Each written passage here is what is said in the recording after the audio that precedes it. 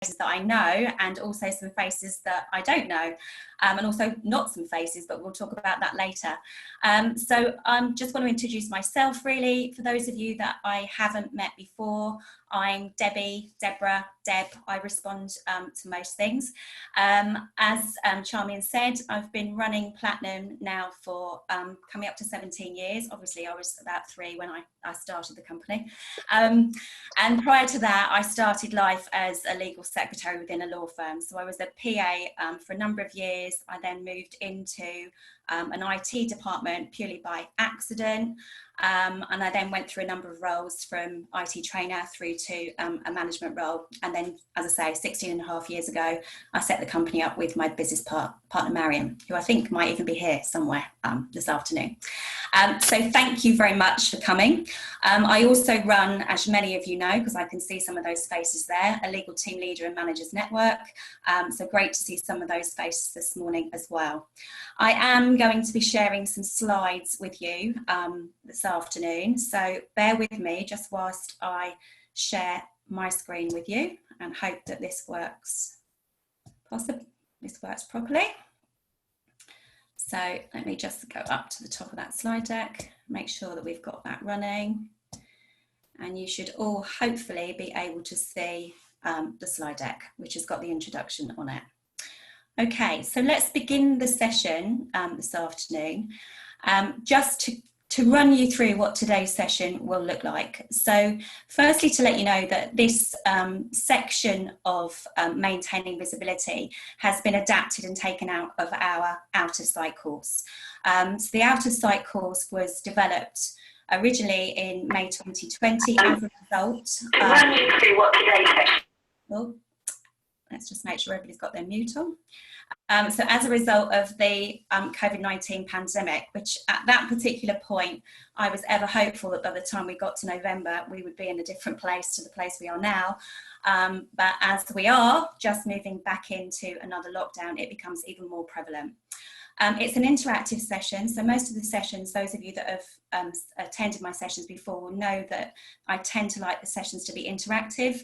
That's when they're face-to-face, even more important when they're virtual actually. So I'm hoping that most of you are happy using the Zoom functionality, but just for those of you that aren't, just so that you know that you've got a toolbar somewhere on your screen, and on that toolbar you should be able to find a chat option. Okay, I am just going to send you a chat message just so that that pops up and just so that you will therefore be aware that the chat option is there. And I will ask you to actually use your chat throughout the session, so to talk back to me as much as possible. Cameras, I'm going to mention it really just from the respect that it's really nice to see you. So if you want to put your camera on this afternoon, fabulous, really nice to see those happy smiley faces. Also the sun shining today, so even better. But secondly, if you really don't want to, then that's obviously fine as well. I'm aware that not everybody is necessarily camera ready as it would be. Okay, so that's great. So keep those chats coming. Questions along the way. So if you've got questions along the way, please ask as we go. Alternately, I will be spending a little bit of time towards the end of the session just for some questions for you.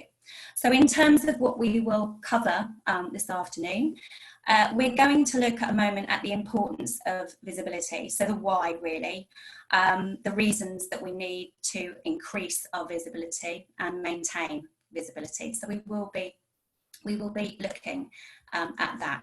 We're also going to look at how we do it, so not just the why we do it, but also the how we do it, and that will lead us on to moving around, adapting and enhancing our communication style. And we'll finish off with a little bit surrounding virtual credibility. So it's a fairly full-packed, I've just got some messages coming out that said, hello, it is really bad connection for me. Is anyone else having problems? So those that I can see, I've got shaking heads that are saying that they can hear me and are smiling at me. So I know that for most people, you can hear me. Yeah, even if you just put your thumbs up and I can hear you, I can see you. Fabulous. If you are having a problem, what I would suggest is that you might want to leave and come back in again. Sometimes it can just be a connection issue.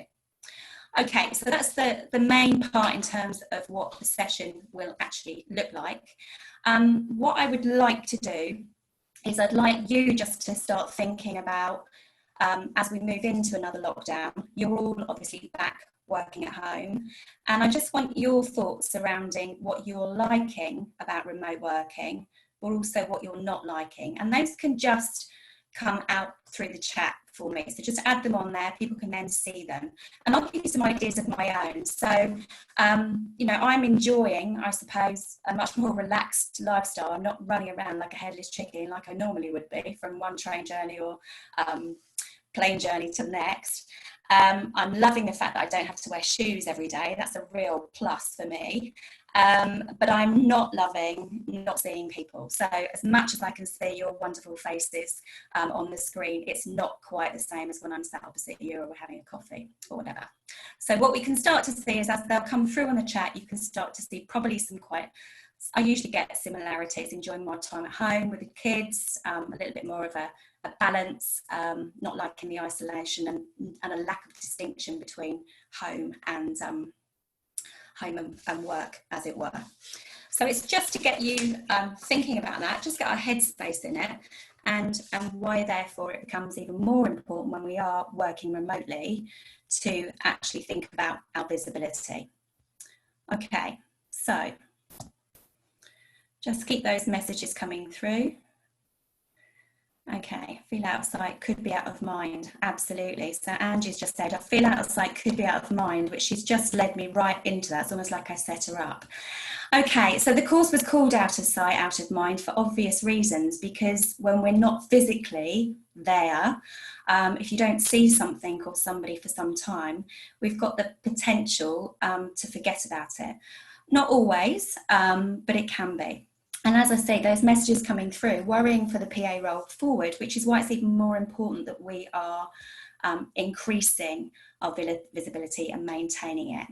So this slide really wants us to start thinking about why we need to do that. So one of the first reasons is obviously that PA role changing and it being very different when we work remotely. So those main key points here are the whys. And let's just let those just come in. So why? Well, fundamentally, and many of you will know, especially those that have been on the network, that we seem to have been talking about PAs working remotely for a long time. It's come up several times over the last 8 or 9 years. And there was always that feeling that it wouldn't work, okay? It just wasn't going to work. We couldn't have our PAs and our secretaries not physically in the office. Well, here we are 6 or 7 months later, and it is working. But fundamentally, the reason that it wasn't working or it was hesitant and organisations were hesitant to start with was because ultimately remote working is based on trust. It's built on trust. That means trust between the employer, but also trust between the employee. So it's a two-way trusting thing. If the trust is limited, then consciously or subconsciously, some of these questions will be asked. And I've certainly heard these questions there. You know, first of all, well, what are they doing all day? I can't see them. And because I can't see them, I don't know what they're doing.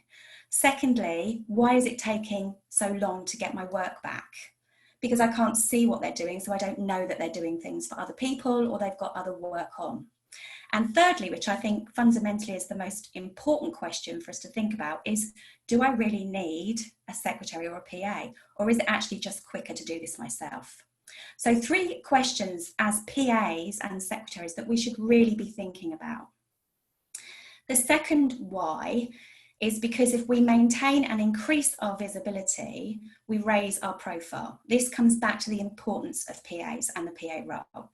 It also means that we will have the ability to influence not just our immediate bosses or managers, but we'll have the ability to influence others more easily.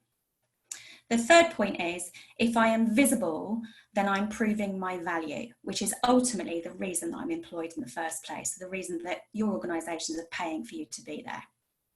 And the last one is really just to think about the fact that it is highly probable, as we're all probably very aware, that many organisations won't completely return to the old normal. So we're already talking about hybrid working. We're talking about blended working patterns where we're not necessarily going to need the same number of people in the office all the time.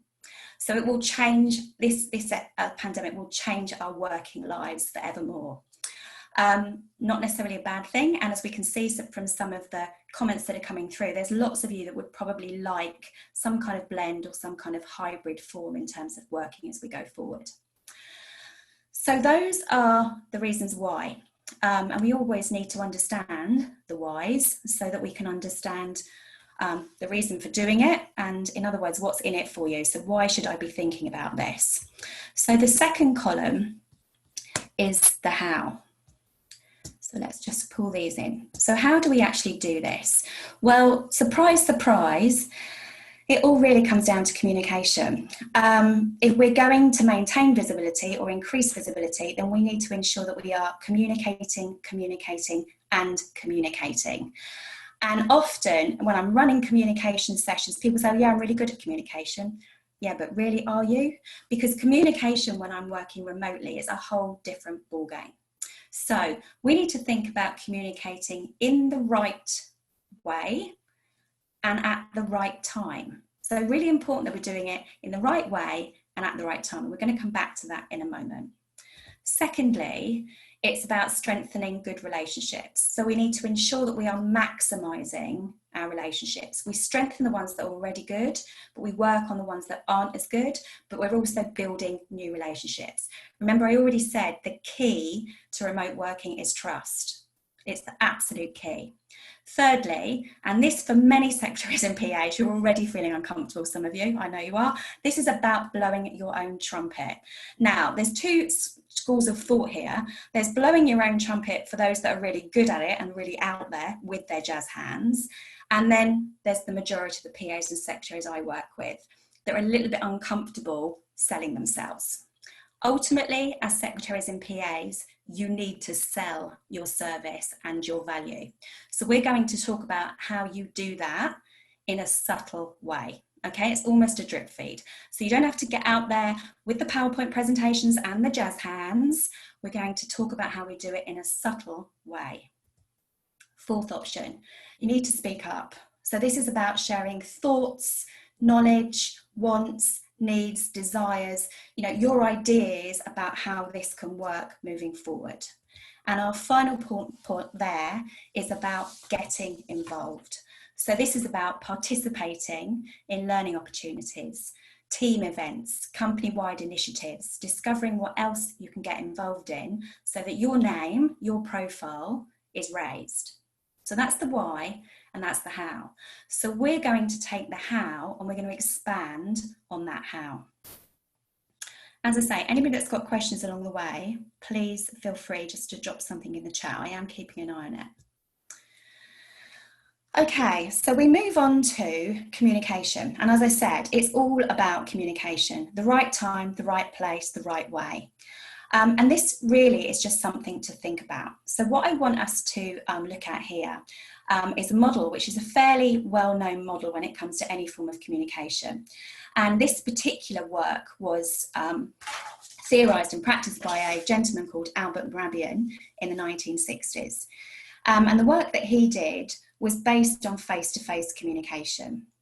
Now, interesting, the work that he did demonstrated that when we have a face-to-face communication with somebody that we either don't know very well, we just met for the first time, we don't really have a relationship with, in terms of the message that we receive from that individual, there are three main parts to it. So it's a little bit like those of you that haven't met me before that are here today. 55% of the communication, so the message that you're receiving, is through body language. So this is what this gentleman's research demonstrated. 55% of the message I'm providing to you comes through my body language. So my body language is how I hold myself, how I look, whether I'm smiling, whether I'm leaning forward, whether I'm tilting my head, whether I'm open with the way I'm looking, versus whether I look, bored, head up, eyes up in the sky, whatever it might be. So you're picking up on my body language. You're also picking up probably, rightly or wrongly, consciously or subconsciously, on the way I look. So you'll be scanning what's behind me, what I look like, all of those kind of things. Secondly, 38% of the message that we actually receive, so the message we're interpreting, is through tone of voice. Now, that will depend upon whether there is inflection in my voice, so whether or not I actually sound enthusiastic about what I'm talking about, whether I sound passionate about what I'm talking about, or whether I sound really bored with the whole thing. So there's a level of information there that you are receiving, which is based around tone. And we'll have other things that are related there, such as accent. So you'll be picking up on things such as accent as well. That leaves us with 7%, which is quite depressing because it means actually the words that I'm saying, only 7% of that message is being received. Now, what I want you to recognise is that this model tends to be incorrectly generalised, to mean that in all communications, these ratios apply. And that's completely incorrect because that's just not the case. But what it does mean is that if the trust isn't there and I don't have the relationship with that individual, then actually some of these things become really, really important. And that's really all I want you to think about and reflect on today. So the key points that we take away when we are thinking about this model, bearing in mind that when we work remotely, a lot of the time we are just using email, WhatsApp, instant messenger, whatever it might be. So I want you just to think about this, key points. Without the non-verbals, the tone and body language, it is easier to misunderstand what is being asked or said. Danielle, I know you've just asked a question. I'll come to that at the very end, so I will answer that question right at the very end. So without non-verbals, tone and body language, it is easier to misunderstand what is being asked or said. We make the interpretation ourselves. When we are unsure about what the words mean, we have to pay more attention to the non-verbals. So if I say, Jane, I'm really annoyed with you, okay, not Jane, she is getting whatever message she's getting me through the words, but she's also picking up on my body language as well. When the non-verbals aren't there, so when she can't see me, all she sees is that, or all she hears are the words, which is, I'm really annoyed with you. Now, if I wasn't smiling when I said that, she might get a different message. Thirdly, if we have strong and trusting relationships with the person, we pay less attention to the non-verbals. So in other words, we go back, don't we, to what we were saying. The more we have trust, the better the relationship, the less attention we pay to the non-verbals. And literally, last week I was talking to a client and she was saying, there's one of the gentlemen that she works with she said to me, he's really normally really quite nice, Debbie. She said, he's really quite a happy, kind of go-lucky kind of guy. She said, but the way he writes his emails, he always sounds so angry. Now, if she didn't know him, then she would be making her own interpretation into just the words. Because she knows him, it therefore changes the situation. So I want you to think about all of those people that have started positions in your organisation, having met nobody in the organisation, how difficult that becomes for them when it's just words-only communication. So, fourth point there, when working remotely, beware of solely using words-only communication. So if you hide behind it because it's your preference, just be careful that you're not doing that all of the time, okay? Understand the importance of actually utilising things such as Zoom or MS Teams or having a conversation. And that last part we end up with at the bottom, isn't there? Words-only communication can infer tone, which is often misinterpreted. And I can't tell you how many times I've had emails and I've looked at the email and thought, oh dear, that's a little bit strong. And then I might have gone back to the email a little bit later and thought, I don't think that's what they're meaning at all. Okay, I hope that makes sense. As I say, this is really just for reflection, okay? So just to get you thinking, when I'm communicating, am I always communicating in the best possible way? Or am I just doing it because it's easier and speedier at that particular point? So we're continuing with communication. Just checking time's fine. We're continuing with communication. We're going to move on to the next slide. And we're going to have a little bit of fun with this one. Okay, so we're moving on from what I said in the sense that if we want to maintain or increase our visibility, it's all about building trust. Okay, when we build trust with virtual relationships, I want you to think now for the next part of this section about how we can potentially get the most out of that particular relationship. So remember, it's that magic word again, it's that word trust. And one of the ways that we can increase our trust with the people we're working with is to provide them with the type of communication they prefer to have. So in other words, we're playing to their strengths rather than ours. So in order to do this, I'm going to use the bird, I'm going to use the bird analogy, and I need your help on this particular section, okay? So I've got 4 birds, and we're going to go through each of the birds. I need you to use your chat option for me, and I need you to tell me, when you think about a dove and how a dove might communicate, or how a dove might be, what comes to mind? What are the ways in which you might describe a dove? Anybody can answer. Pop those answers, don't be scared. There we go, lovely. Warm, gentle, softly, calm, diplomatic, peacemaker, polite, gentle. Now, ladies and gents, can you tell me what happens to my voice when I'm talking about the dove? So automatically, my voice becomes softer. It becomes quieter. It becomes less of my energetic that's normally there. Okay, so I just want us thinking about, when I'm thinking about a dove, I'm thinking harmony, calm, peaceful, and actually they don't really rush. They're quite measured in the way they might communicate with us, and it's all very soft, very nice. Okay, let's take the opposite then. So let's take the parrot. So when we think of a parrot, what do we think of? So just throw it all down that loud straight away. Somebody said loud. Loud, noisy, rushing, energetic, frantic. There it's coming, speedy, loud, outspoken. So we're really good at this. We can start to see how quickly and vibrant this information comes through. It's all a little bit of a rush. It's all coming out. In fact, I almost am tripping over my words as I'm talking.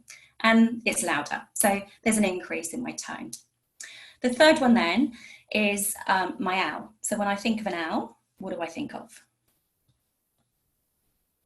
Okay, so we are much more measured, wise, thoughtful, calm, a little bit like my dove, considered, studious, lovely. So we can start to see this, and once again you can see that as I'm now gone into owl mode, I'm a little bit more reflective, a little bit more thoughtful. I'm thinking about what I might be saying before I say it. And last but not least is my eagle. So when we're talking about an eagle, what do we think of? Aggressive. I love that they always come up as aggressive. Irrational. Okay, so interesting, they come up with to the point, powerful, aggressive, bold, confident, brash, aggressive, confident, strong. So automatically I can tell you you're all really good at this. Okay, so we just use these bird analogies to start to think about, if I've got somebody that prefers to communicate a little bit like a dove, this is stuff that I can tell normally anyway. Yes, I kind of pick up on that stuff already. But what I want you thinking about is when we are in a remote working situation, how does this impact the way we communicate? So I don't know why I've got a line down my screen. Oops. Apologies. So I want us to think about our preference. When you're thinking about those birds, I'm hoping that as you've thought about those birds, you can think about one or two of them that are a bit like you, okay? As we talked about those kind of examples, a couple of them, it's usually one or two, they're a bit like you. You have a preference in terms of the way you prefer to communicate, or you don't even realise that that's your preference, it's just something that you do naturally. So you have a preference, which means you ultimately would like people to be a little bit similar to you. That's about mirroring, it's about building trust. Not always, but actually it starts to build it. So what I'm going to get us to do is I'm going to think about, when we look at these speech bubbles, and we'll go round the screen, when we look at the speech bubbles, I want us to associate the preference to each of the birds. Okay, so we start with the top right hand side. So this particular one would much rather talk to you, literally on a phone, or meet you. They'd much rather have a call than they would send emails backwards and forwards. And you'll pick up on this normally, because you'll get to that point where somebody goes, let me just ring you, okay? They'll be interested in what you've been doing, what's going on with you, and the conversation often will go off on a tangent, okay? So they might leap from one thing to the next. Which of the birds do you think, there, I've already got some answers coming in, that associates with? So straight away, you can see, I can see that you're brilliant at this. So you can see straight away that this is my parrot. So what does this tell me? So what this tells me is if I can pick up on the fact that this is a parrot, I'm going to build a much better relationship with this individual if I actually just pick up the phone and have a chat with them and we talk about something that's not necessarily work related. Okay, down towards the bottom right hand side of the screen. So this is still in blue, but a different colour blue. So this one wants to communicate straight to the point. So they don't want to hang around. They don't, you're already answering the question before I've got to the end. They're direct, they're firm, they like to communicate, like others to communicate the same way. They don't want emoticons, they don't want smiley faces, they don't want lots of chat, they just want to cut to the chase. So already the answers are coming through. We can see that this is our preference. So you imagine we get that parrot and that eagle together, we might have a little bit of a conflict. Yes, not a conflict because they don't like each other, but just actually the parrot's just chatting and the eagle just wants to get to the point. So I just want you to think about your preference and where potentially you can adapt it to suit the needs of the other person. Okay, we come down to the green one in the bottom middle. And with the green one, this particular one wants communication to be pleasant. So it doesn't matter how it is, you're already answering, how it is. They want there to be rapport, they want there to be a relationship, they want it to be personal. Definitely a dove, okay? Thinking of people on a team and who they are most like, yeah. And that's what I want you to do. I want you to start attributing it there. Because what this does is it builds rapport, okay? And we build rapport, we build relationships, we connect, which builds trust. Okay, the final one then is fairly easy. I am going to communicate very differently with this one to how I would with the parrot. Let me just tell you that, okay? So this individual, if I actually just doorstep them in the sense that I just pick up the phone and ring them off the cuff, this one's not going to be particularly happy about that, okay? They prefer to have some kind of notice. They prefer written communication because they want time to reflect and think about it. They don't like to give off the spur responses. They like structured emails, they like detail, they like context, they like it to be organised, and they also, like the eagle, would prefer it to be fairly unemotional. Okay, so no necessarily emoticons. Now, this isn't necessarily black and white. You know, you will not just be one of those birds all of the time. And I often say to people, believe you me, on a Saturday night after a couple of glasses of Prosecco, anybody can be the parrot. Okay, so we've all got the parrot in there once we've had a couple of drinks or whatever it might be. But what I do want you to think about is, rather than automatically going with your instinct, with your preference, think about what the other person needs. You don't need to ask them, are you a dove? Are you an owl? Are you a parrot? Are you an eagle? Of course you don't. But asking some questions can help you to understand what their preference would be. So let me give you an example, a quite recent example. So I had an email come through to me from an existing client, but I hadn't worked with this particular person before. And she sent me through an email saying that she would really like to have a discussion about a piece of work that she thought I might be able to help them with. And in the email, it was a very long email. And in the email, there was no structure. So it was literally like the words had just been thrown onto the email, okay?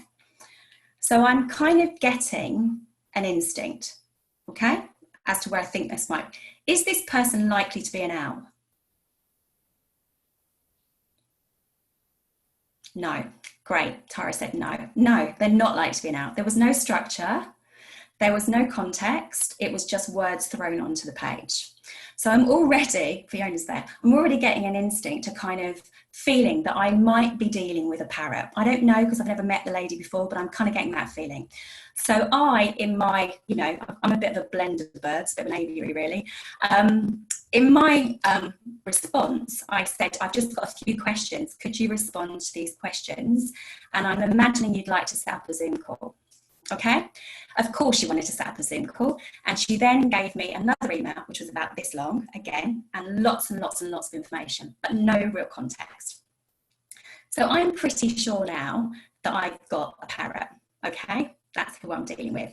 We set the Zoom call up. Now this is when it really works. We set the Zoom call up and she booked me in for an hour, and I'm thinking, I've got a parrot here. I'm not quite sure the hour's going to be long enough. So I made sure that I didn't book my next appointment for another hour. So it gave me a little bit of leeway at the end of it. Okay, I wasn't going to rush the call. It's a potential new client. So I met the lady on Zoom. All very weird when you meet people for the first time on Zoom, but you know, we met, and straight away I just said to her, okay, let me know what's happening. Let me know what the issues are you're facing. And she talked, ladies. So she talked literally for 40 minutes, non-stop. And it all came out. Okay, so if I'm going to build a trusting relationship with that individual, and I know they're a parrot, I know I'm going to let them talk. My role is to actually structure, to summarise what's been said and then present it back, because she's not a natural owl. So it just gives you a little bit of real life, if you like, examples of how adapting your communication styles and allowing other people to go with their normal communication styles really helps to build rapport. Okay? Okay. Any questions? Other than you will get this completely and you're already good at it. So excellent. Okay, so let's move on to the next slide. Okay, so we've covered communication. I'm just going to check the time, we're fine for time. What we're going to move on to is developing your credibility. So this becomes, excuse me, this becomes the next part of maintaining your visibility. So the more visible you become, or you need to come, the more you need to raise your profile. And this is about developing credibility as a virtual PA or secretary. Now there's two parts to this. Firstly, you need to share and demonstrate your value. Ultimately, that's what you're there. Why are you being paid? What value are you bringing? So the first part of this is sharing your expertise, your value. The second part of this is strengthening your working relationship. So it's increasing the trust, twofold. So the first part, sharing your expertise. Remember, this is blowing your own trumpet, but we're doing it in a drip feed kind of way. So firstly, let them know. And by them, I mean whoever it's important that you let know. That could be a team leader, it could be a manager, it could be a line manager, it could be a boss, whoever it is. Let them know what you're doing, what you can do, and what you're doing for others. Okay, so those of you that have got more than one boss, share what you're doing, however you can share that. One of the PAs that I was running the out of sight course for a few months ago said to me, she does a weekly blog. So she sends a blog at the end of the week on a Friday. She kind of makes it quite fun.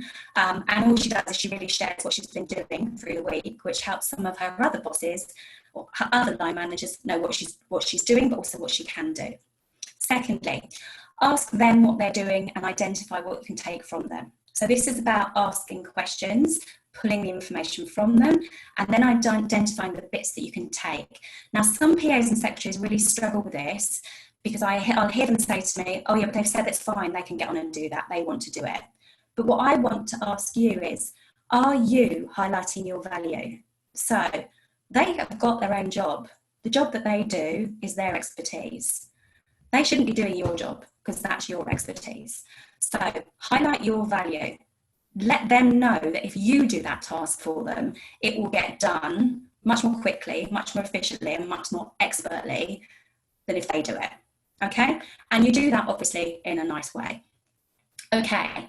Secondly, you need to strengthen that working relationship. So this is all about the trust again. So how do we strengthen working relationships? And I'm not just talking here about your immediate relationships with your immediate line managers, bosses, whoever. What I'm talking about is relationships across the organisation. So this is about strengthening relationships across the organisation. So if you're trying to deal with somebody in another department, at least be interested in them and what they're doing. Give them a little bit of your time. Listen actively. Just to confirm what we mean by active listening, I mean be present. So don't be on your phone or on doing an email whilst you're on the phone talking to them. Give them 100% focus. Secondly, once again, this is strengthening relationships. Understand their communication preference. So how many of you, when you're working with other people, have said, how would you prefer me to communicate that to you? Would you prefer an email?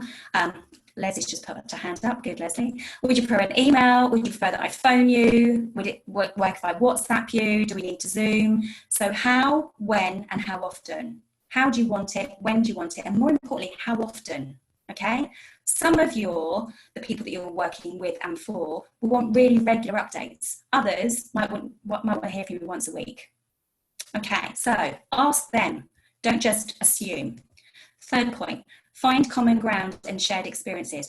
Remember, this is about increasing your credibility across the organisation. So that's just that initial conversation that you have with somebody. Is there something that I can find which is common ground? Is there a shared experience that we have?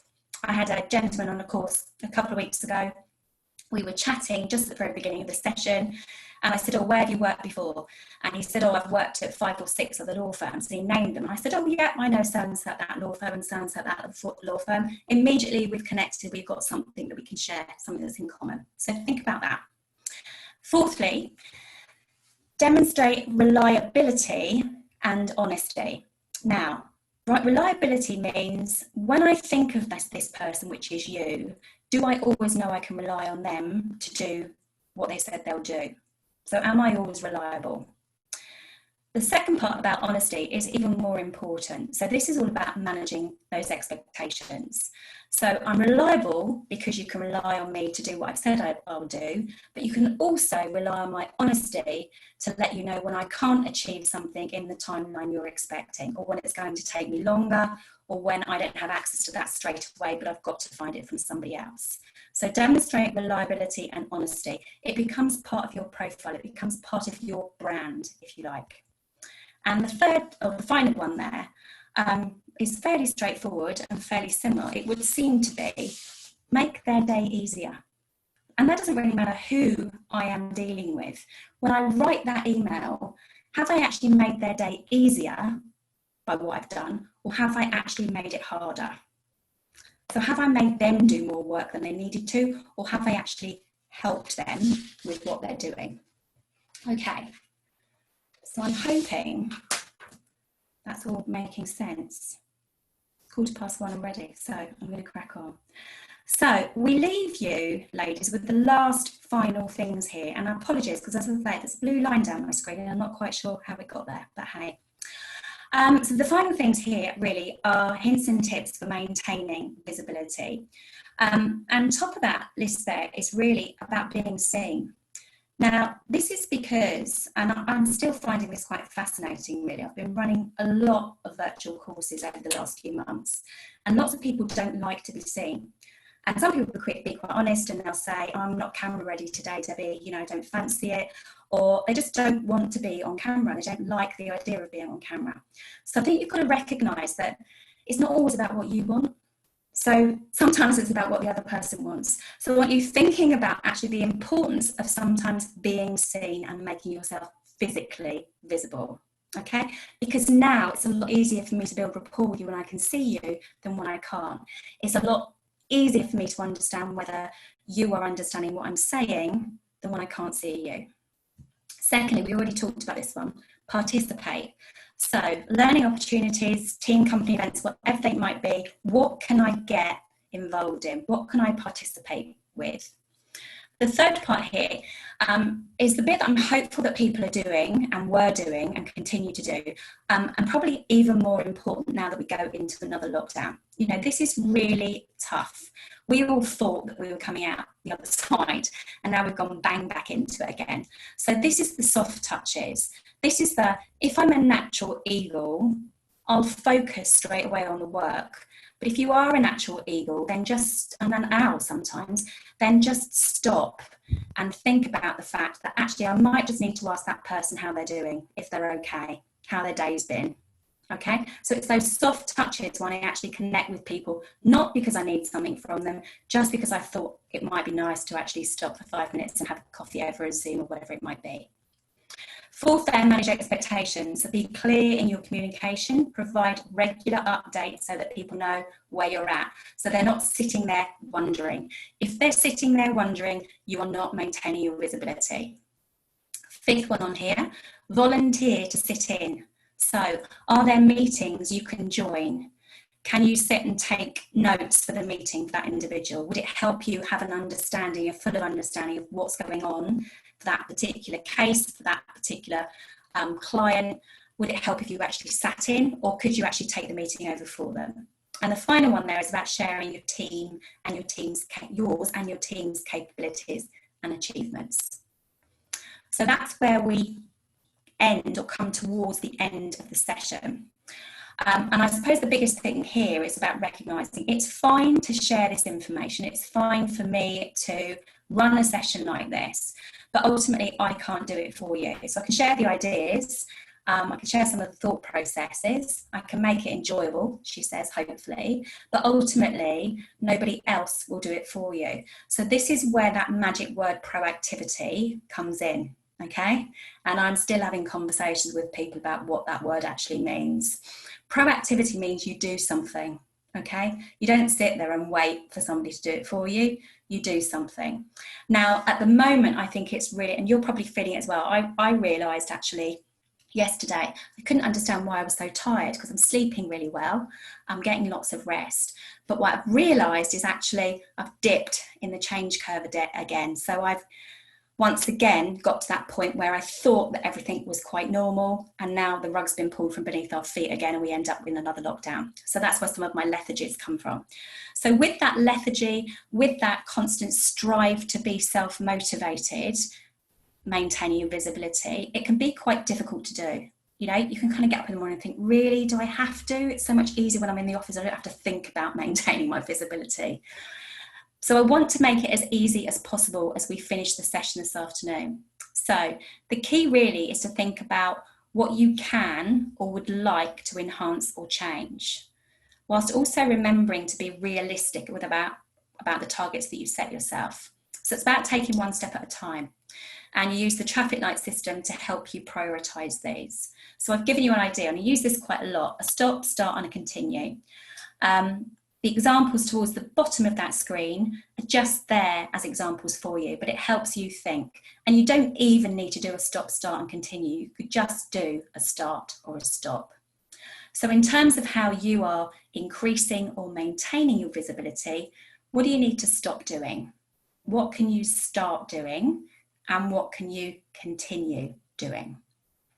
So just that thought there for you. Anybody that wants to share anything, please just share it on the chat for me. You've been a bit quiet for a couple of minutes, so please feel free to share anything on the chat that you would like to. And we wrap up with the last slide, ladies. So the final things really, which were any questions that you might have. So please just add those. Excuse me, I just need to take a drink. Any questions that you might have that I haven't answered, or anything that you would like to share. I'd also like you all to know that I'm on LinkedIn, so anybody that wants to connect with me on LinkedIn, please feel free to. Follow-up questions or assistance. So if there's questions that you think I'd really like to ask Debbie that, but I don't want to do it in an open forum, you can either private message me on here, or just pop me through an email. And then to answer Danielle's question, so I think Danielle asked earlier on, will you receive a copy of the slides? And the answer to that one is no, I'm sorry, Danielle, I'm not sharing these slides. They are taken from our out of sight course outline. and I'm afraid I can't share the slides with you today. So any questions from anybody else in the group? I'm just checking, there's a chat that's come up. Oh, that's fine. Okay, any questions that you've got, ladies, please just let me know. A big thank you for your time this afternoon. I think we will probably have Charmian come on in just a session. She might just want to share through that video that we weren't able to see to begin with.